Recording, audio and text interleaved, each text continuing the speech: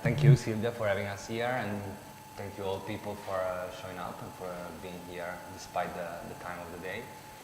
So, we're going to run this presentation. Sorry for being that late. We try to make it fast and don't take you too much time, and try to use this thing which I haven't done before. So, let me see if it works. Yeah. So, when we got invited here by Silvia, we thought about which possible title to give to this presentation, and that's the best thing we could come up with, which is how to be a graphic designer without something. This title directly comes from this. I don't know how many of you are familiar with this book, and which is a book that we are quite attached to. And I don't know if you remember that, but we bought this book once in London. Was before starting working together, and we were like, was before Instagram and before looking at other designers' things on the internet. We were still struggling to get books all around. We put together our money. We got this book because we were quite fascinated. We were already thinking about working as independent designers, but we were curious about how to actually start to work and how to actually start without losing our soul. I think it's the first book we bought together, so it's the first investment of Parcodiyellowstone. I actually think we said this is going to be the first book of our collection as a studio, which is quite nice, I think. So, starting from here, we're going to go through quite a few things that you can be a graphic designer without. The first tip, and by the way, it's a way to start talking about our studio, about our professional work, is how to be a graphic designer without losing not just your soul, but actually your mind.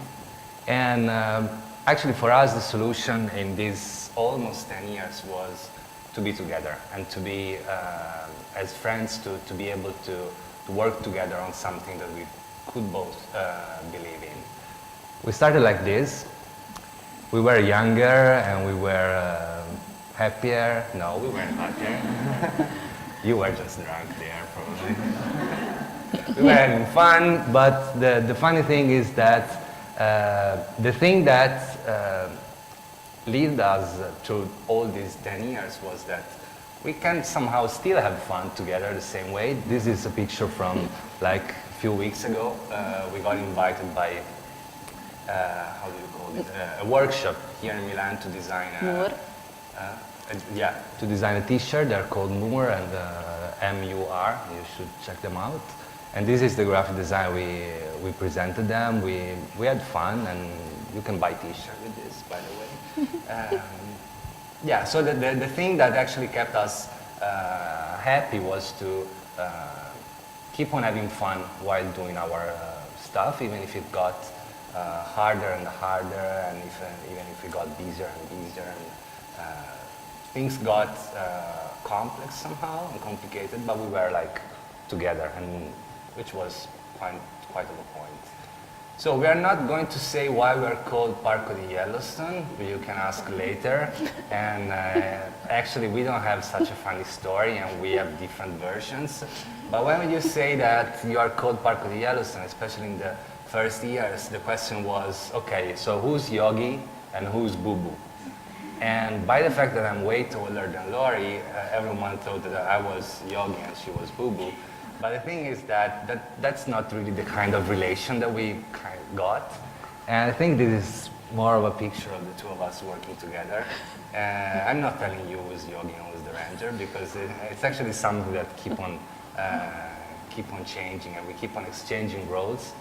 And actually, I think that especially at the beginning, this was one of the strongest points, to be able to reacting to each other, and be one the ranger of the other, and be one the bear of the other, being able to react and working together and build something new out of the different inputs. So this is what we are now. We are a graphic design and visual communication studio based in Milan, which sounds quite proper. And we do brand identity and we do web design, which are not two things that often go together. Normally you have web agency, then you have design agency. But I think in our case, it really carry on the way we were used to work, and I hope this is going to be clearer soon.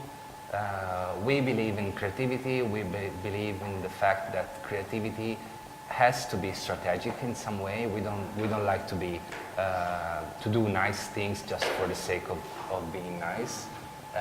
And we like technologies. We like to use new technologies and new media in our project. And of course, we believe imagination is the best tool for shaping the future. And which I think it somehow summarizes the approach we try to put in our projects. We're not the two of us anymore. The studio got quite bigger. Those are all the people that are working with us. We have designers, we have people taking care of management and client relation, administration, and we are quite proud to have together with us people that are both designer and developer, which is quite of a case in the graphic design scene, but I think it really got us the chance to do different kind of work, which is quite of an important thing, but we'll get back on this later, I think. So we mainly look like this now, and so a lot of funny people. We actually have one Ernesto. It's not a case that the horse is there, and I'm still not telling you who are the other, but we got an idea, right? Okay, so that's more or less it about the studio. You feel free to interrupt me wherever you want. So we're going to go through few projects of us. As I said, more professional projects and more experimental projects. First one we would like to share with you is this one. We've struggled with videos. Okay. Maybe some of you have seen it, maybe not.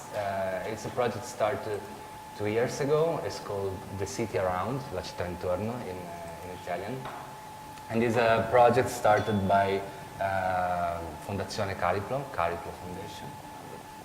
Yes, I think so. Together with municipality of Milan. It sounds very bad in English, but that's the way it is. Which is something about everything, all those different spots of the city that are all around the city center. Like city area in where you normally don't have like the cool events that you always have in Milan. You don't have the famous weeks of Milan.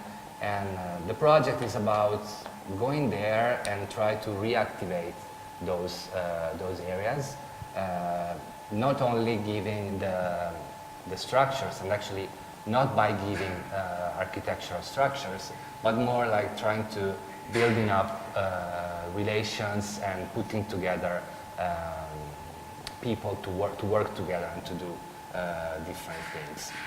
We got contacted by them, and we were asked. They had an idea, which is something that I like to tell every time I describe this project, which was, okay, we're going to speak about the areas that are around the city, so why don't we make a donut? And we were like, yeah, we could, but maybe we can also do something else. Okay, like what? And yeah, I think we can see it later. So at a certain point we were like, we will discuss this idea of having a donut, because they got quite of a point. The donut is soft and is sweet and is nice and is something that you want to deal with. But we got this point that was that the donut is a closed shape, right? I mean, it's something that somehow can be perceived as something that traps you, and it really defines a boundary in between the center and the outside. So we came up with this idea that was more of a ribbon, was an open ribbon that never closed itself, which is still soft, but it has these areas, and somehow being open somehow define a way that in where the inside and the outside can communicate through this ribbon. I think this project is somehow important from our approach. It's a complete brand identity. We started from scratch, but the fact that I like about this project is that we managed somehow to have a strong visual idea and to apply this idea in many different ways across many different outputs, by every time somehow making the media and the message stronger and working together.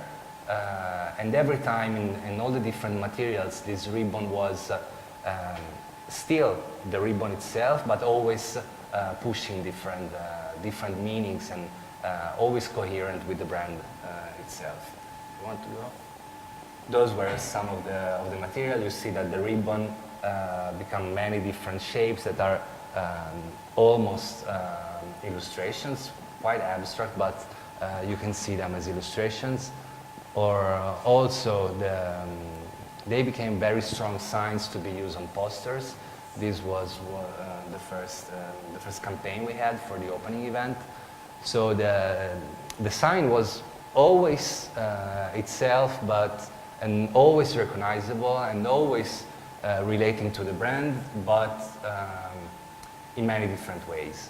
And we also wanted something, I can do it on my own. Right? I think so. Yeah, thank you. We wanted somehow the sign itself to become real, not to be like a graphic sign on its own, something that you can put on stuff and it stays there. But we wanted it to be something that in this kind of project people could take for themselves and feel part of it and somehow be able to use it for their own purpose. So this is one of the examples, and this is another. And I like this one because somehow the symbol itself becomes something that you feel like having all around, and you can materialize it, you can carry it with you, and you build up a relation with the brand that is not just visual and it's not just passive. So we are not telling you how the brand is, we are giving you something that you can use for your own personal purpose. And probably the best example is this one. Those were like the flyers for the very first event. It says for non-Italian speakers, break the rose, which is an Italian expression to start something. Let's start something. And the idea was that, of course, you get this in your hands and you can actually break the rose and use them. And people were just taking these and attaching all these stripes on their own t-shirts. And as a starting material was really something that started building a relation in between the brand, the foundation, the project, and the people that the project was talking to. This should start from the... Yeah. We started saying something about the way we relate to technology, and I think that the starting thing is a good example. I mean, this is just a website, and it's like quite a normal website. It's not cutting-edge technology, but the fact that you have this thing, which is still the graphic sign or the logo, if you want to call it, following the mouse pointer, I think it really adds something. It's making the whole idea stronger and show the way that you can actually adapt the brand identity to different media and to different supports. Let's see if it works like this. No, it doesn't. You should go down.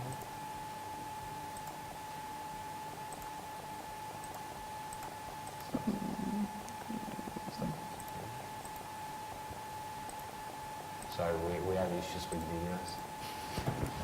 In life. And just a button.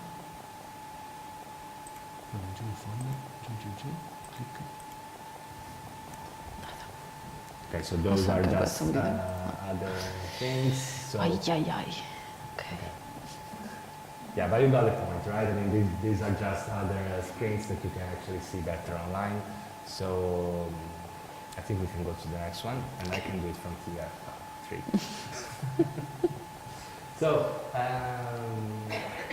this is another so-called traditional project, and it's the last one we're going to show you. You might know this one as well. If you don't, I'm going to explain it. This is the website for Zero magazine. I've seen you have like those upstairs next to the machines, so you're not, you know what I'm talking about.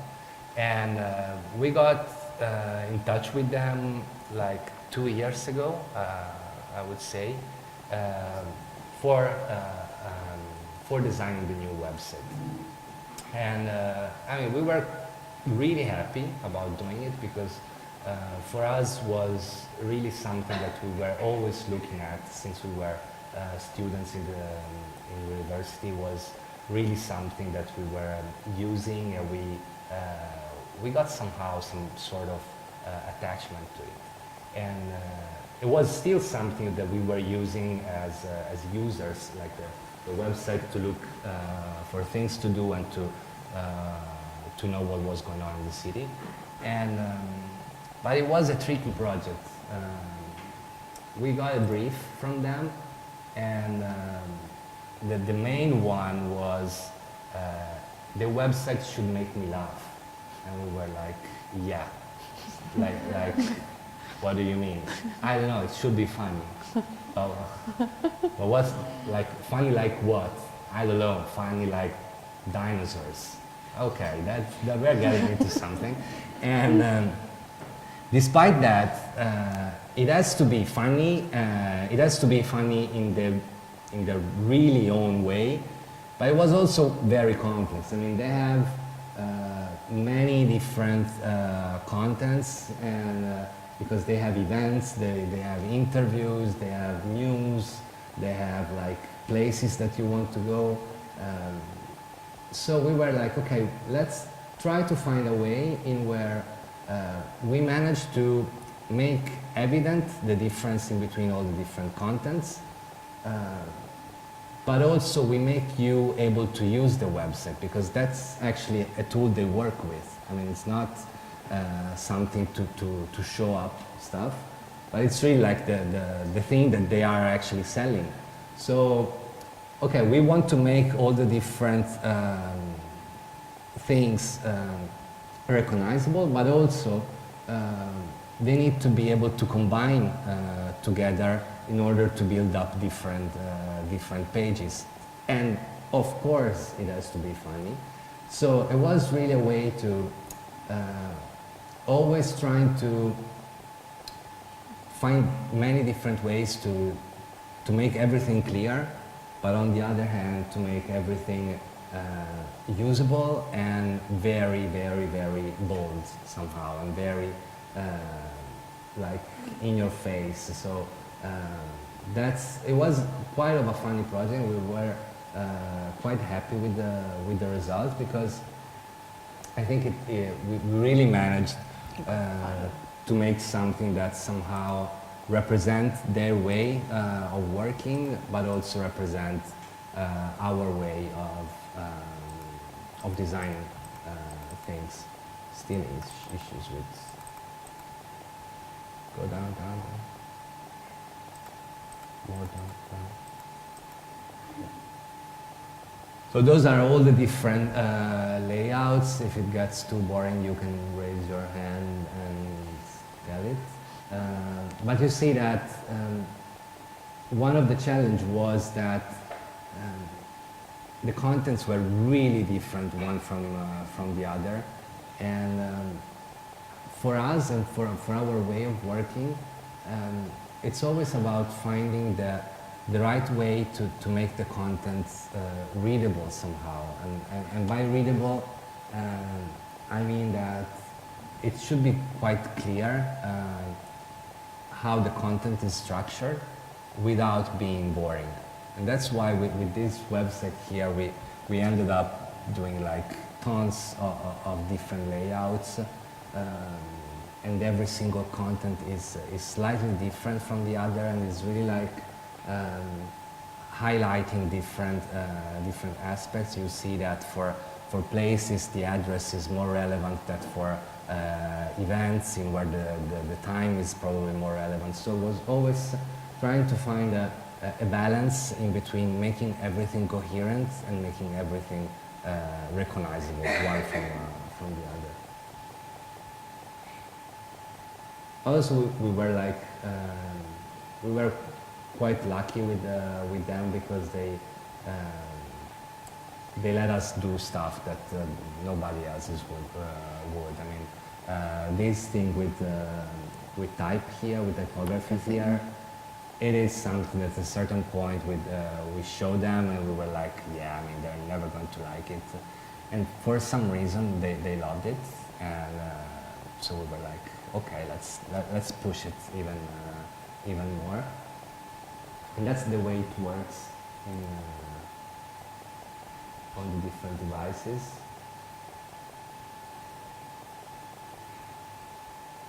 So you see that, I mean, it's something that at my, when I was going to university, they were telling us not to do this. And, but it's kind of fancy these days, right? But also the thing that I wanted to highlight here was that this is something that you can do if you know how to actually make it by coding. I mean, it's, I think to my experience, it would be quite hard to tell to a developer to do something like this. And not because it's hard, but it's really like not the way it's supposed to be. So that's the thing I was referring before.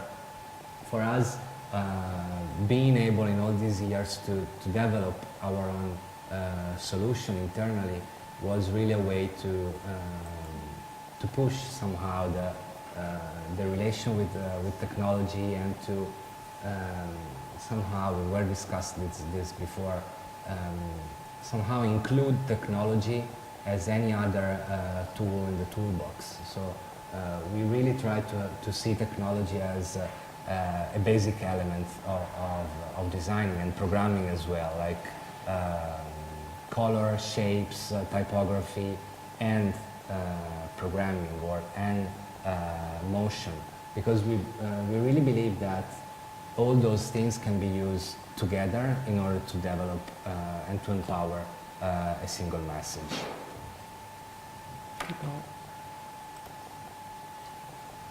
So this leads us to the second tip, which is how to be a graphic designer without traditional software, and which is something we were always fascinated by. We have been studying together. We studied in Milan before, and then we moved to the Netherlands, and in there was back then a very strong focus on unconventional software for designing, like open source software, programming skills and stuff. And it's really something that we always try to somehow include in our process. So the next project I wanted to show you is actually a workshop that we developed. It was like back in 2012 for the first time. It's called Twinsies, which is a very fun in between Twitter and fanzines. And so this was, we did it for the first time at Naba, which is nearby, and it was our way to see if you could actually produce a printed matter, like a fanzine, without using traditional software. Somehow, as they were used to be done, like the old punk scene, but with an up-to-date method. So what we did here was a fanzine that is designed within the browser by using a script that puts together images from a Google image research based on a certain keywords, and as the picture on the background, and as text it was parsing and collecting tweets based on different keywords or different hashtags and different users. Everything was collected together by the script itself, but this was for us a way to discuss with students two main things, let's say three. One was this thing of being able to design without InDesign, Photoshop and Illustrator, and somehow to move the focus of designing from the final result to the process and to the conditions that define the process. Actually, the nice thing in here is that you cannot design the final page, but you can define the conditions that actually will generate the final page. So in Google image search, you can be very precise. You can collect big pictures, you can collect purple pictures, you can be very precise, but still you are not going to know what's going to be in the page. And on the other hand, the juxtaposition of images and keywords, working with students really led to many interesting results. And I always like to quote one of them. There was one student that was collecting pictures of, how do you call them in English, anchovies in boxes, you know, like very tied to each other, together with tweets from strike, train delays. So you had all these messages of people stuck in the train with like all sort of mess, together with pictures of fishes staying in their boxes. And somehow we saw that was a really different way to approach the design process and to consider different things that you would normally do. And of course, eventually there was a way to start talking about programming and coding in a different way, and to show to students that you could actually use code for doing many different things, not just websites, but coding is really like a tool that can be used for many different purposes. So sticking to code, at a certain point we asked ourselves how to be a graphic designer without fixed proportions, without formats, without, you know, we all come from printed material. It was quite nice back then. You have your proportions, you have your dimensions, and you can make your layout relying on those sizes. But after a few years working in web design, we realized it was actually not the case anymore. So we wanted to make an experiment. You all know Josef Albers, right? Raise hands. Who knows Josef Albers? Okay. So Josef Albers No hand. is an artist. Shall we put it like this? He was. He was an artist, and I'm afraid I don't have pictures here. And he got obsessed during his whole life working with squares, colors and proportions. So he basically made, you can Google it from your smartphone, and he spent most of his life doing all these different squares that could be very small or very big. They were just squares inside squares inside squares. And he was playing with the relation among the different colors and different sizes.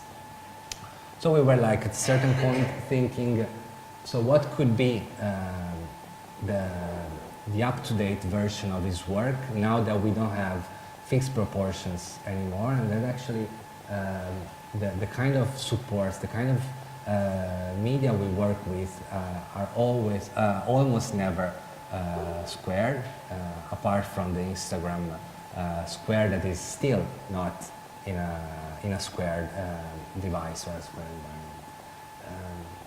So the experiment we did was this. I have a video, let's see if it works.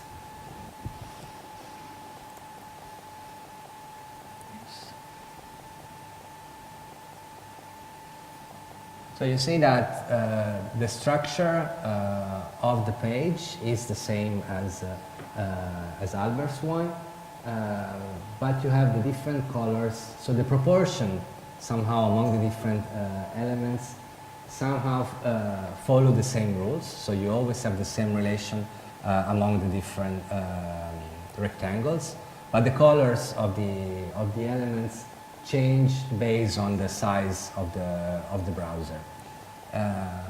For us, this was a quite good experiment to see, to realize that nowadays working in web design, you almost never have the chance to design fixed things, and so you cannot design anymore that specific layout and that specific dimension, but you need to consider all the different possibilities, and somehow you need to design all the different steps that are in between all the different sizes. So this thing really changed the way you approach the layout and the design process itself. You start thinking less about the final results, and you start to think more about the conditions and the relations that you have within the system, and of course by keeping an eye on the final result, because the final result has to be somehow predictable, somehow controlled, but without being able to exactly define it. I hope it makes sense to you and I explain it clearly. But then we were like, okay, so how to be a web designer without programming skills? And which is something that we both teach in universities, and we both teach subjects that are somehow strongly related to technology, and we see that in students that there's always this fear of the code and fear of approaching that thing as a new thing. I mean, you feel way more comfortable within the Adobe suite, and you somehow know what to expect from it, and start coding is really like something that can be scary at the beginning. So a few years ago, was back in 2015, it's written in there, we started another workshop in a different university, and we wanted somehow to, we call it Untitled Web, which I think is understandable in English as well. And we wanted to show the beautiful part of it. And by beautiful, we really, back then, we really meant like beauty in a formal way, from an aesthetic point of view. So we wanted somehow to discuss with students that had no programming skills that there is an easy way to start doing it, and eventually you don't need to be you don't always need to use those skills to develop like super functional websites, but you can actually use them to, in a creative way, to somehow express ideas, or like in this case, just to experiment with shapes and colors and movements and stuff like this. We're quite attached to this workshop, and it's like now we've been doing at least once a year for 4 years now, with different results, and we tried with many different formats. Either we started in 1 week, and now we are doing like 2 days versions, and but it's interesting because we start this workshop by giving the students like 4 different set of 4 different codes, let's put it like this, that we explain them and we let them play with them. So in a way you have like a crash course into programming, but you are somehow led by the fact that you eventually are going to have a result that is purely formal. And by aiming there, we start working with basic interactions. So all those different experiments are based like on the fact that you can go with your mouse over images, or that you can actually scroll stuff, or that you can actually click on stuff. But we somehow take the basic interactions and we take them out from like traditional pages, and we try to explore them from a creative point of view, from an expressive point of view. And I might say that the results that students can come up with in a week are sometimes really surprising. And we see that, especially during a week, that there's a change in the way they approach the design process itself, and it's really connected to that thing I was telling before about the result and the process. In here, by working with this thing, it's really like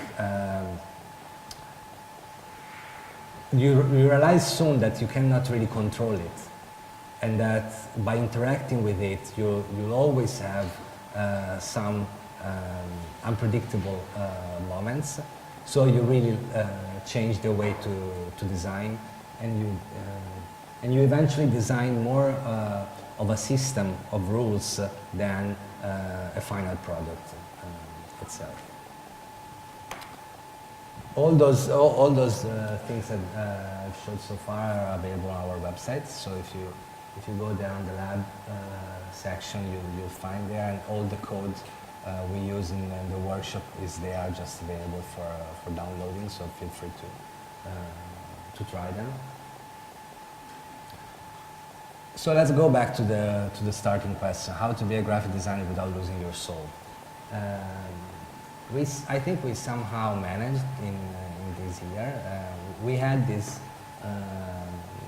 thing always there in our mind, trying to always questioning ourselves and our practice in order to make sure that we weren't losing our souls. And I think this is the kind of path that eventually led us to our last experiment. There was a graphic design gallery. Was a year ago, more than a year ago, a year and 15 days ago, was the first March of 2018. We decided to open this belly gallery, and we claim it as the first graphic design gallery in Milan.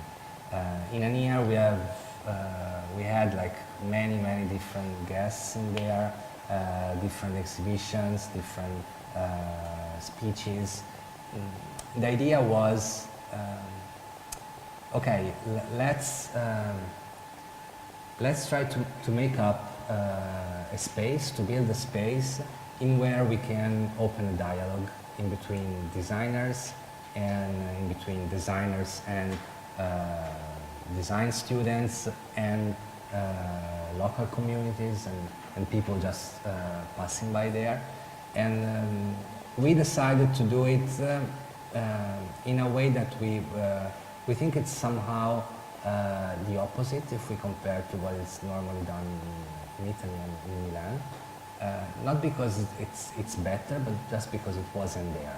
So we decided to start looking outside of Italy, like what's going on in other countries, countries that we think have something to do related to graphic design, and we wanted to make it very contemporary.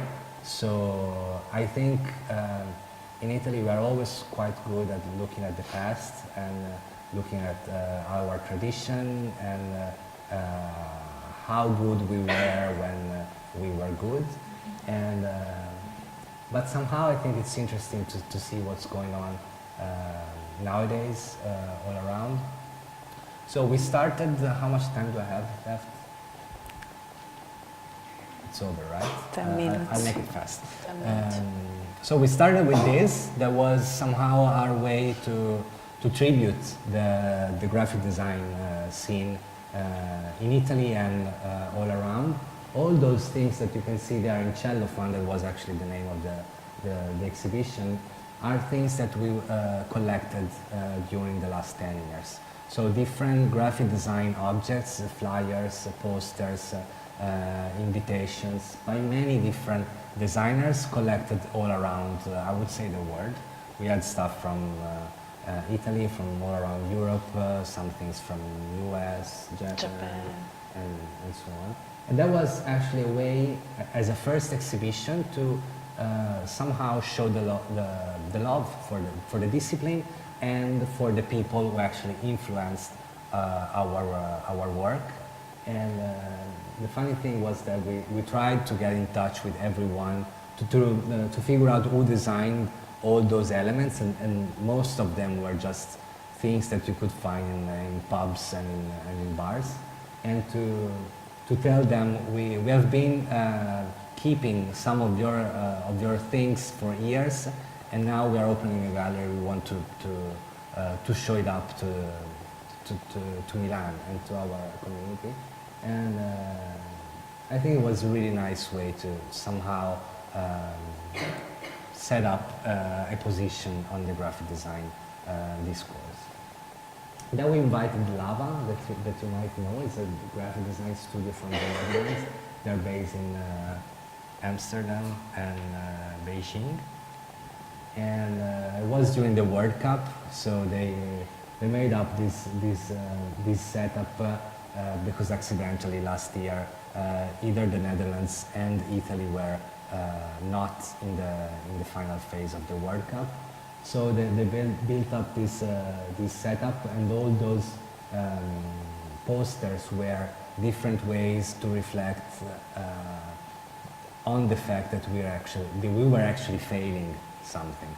And their idea was that by the iteration of failure, you could actually accept the failure as part of your life and as part of also your creative process. Then we had Melanie De Luca, who is half Italian, half German designer based in the Netherlands, and she made this very nice project called Post-Bat. There was actually also a book published by Onomatopoeia, which is a publisher from Eindhoven, reflecting on the image of bats in contemporary culture. And it always sounds funny, but it's actually pretty serious stuff, and it's hard to tell from this picture. But the book is really deep, and it really goes through the whole history of bats and the meaning of bats in culture. As I said, we wanted to build up a space in where we could do many different things. And This is another event we have based on a work by Radim Pesco, which is a type designer from Czech Republic. We worked together with a comic writer and a philosopher to build up a publication that would reflect on Radim Pesco's work. So I see the role of the gallery as something able to also build up connections about fields that are somehow distant from each other, always in order to communicate something more. And I think this case here was particularly lucky because the two guys in there, like the philosopher on the back and the comic writer on the front, didn't know each other, but they were super curious about each other, and being there, able to moderate and to somehow drive this collaboration among the two of them was really, really interesting, and really changed somehow the way you design, being able to get in touch with all these different figures. And then also a place to run workshops. We had these people from, as you can tell, the guy with the orange hat is one of them, the guy on the back is another one of them, but from Kayet, which is a Romanian magazine. And we had an exhibition with them, but we also asked them to run a workshop in the space. And they came the first day with this bunch of magazines, like from the 80s, talking about really like Cold War era, and was actually a collection of magazines from the Soviet Communism Party to speak all around the world about how good communism was. So we collected them all, and we made a risograph fanzine out of the collage. And still, I think this is a good way to somehow being able to open up discourses and to open up the dialogue and to experiment about different processes of designing things, which is also the theme of the exhibition that is currently there, which is an exhibition that we are hosting from the Sheffield Institute of Art.